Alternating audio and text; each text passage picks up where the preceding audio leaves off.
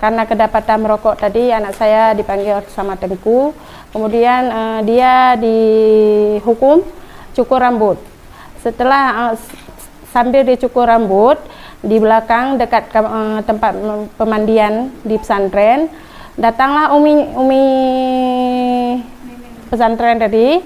Kemudian dia mencubit anak saya pipi kiri dan pipi kanan sambil mengancam dengan kata-kata "tunggu kamu".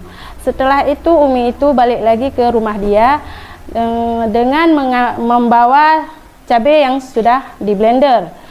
Setelah itu diambil anak saya tadi, diikat di tangan dia ke belakang, kemudian didirikan di sebuah tiang kayu.